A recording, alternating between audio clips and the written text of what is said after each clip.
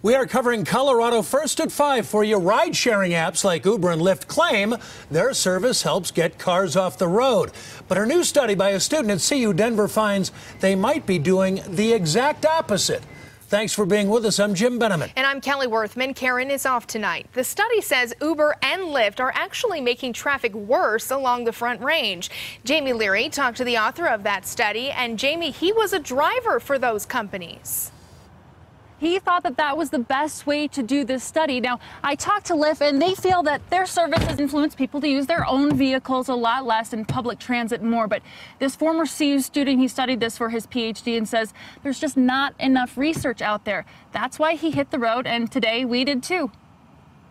It was too nice outside to be inside the National Renewable Energy Laboratory.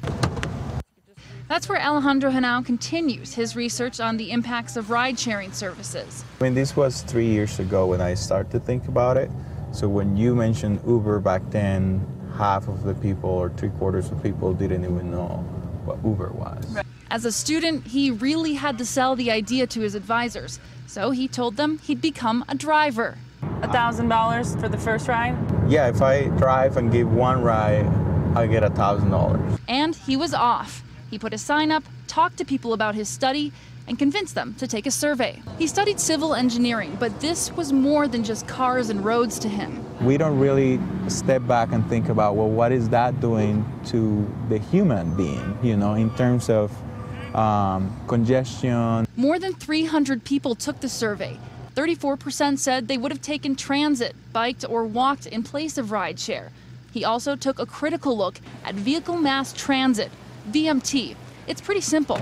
If the Uber or Lyft driver has to drive all over the city without a passenger, that to me is bad VMT. He says for every 100 miles Uber and Lyft traveled with a passenger, they drove at least 69 without.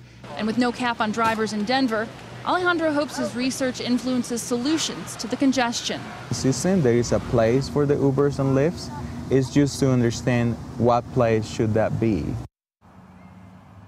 He says there are a lot of conversations going on right now about how to make the metro area around Denver less vehicle-oriented and study other modes of transportation. In the meantime, he is going to continue to study his modes of transportation. Live in Golden, Jamie Leary covering Colorado First.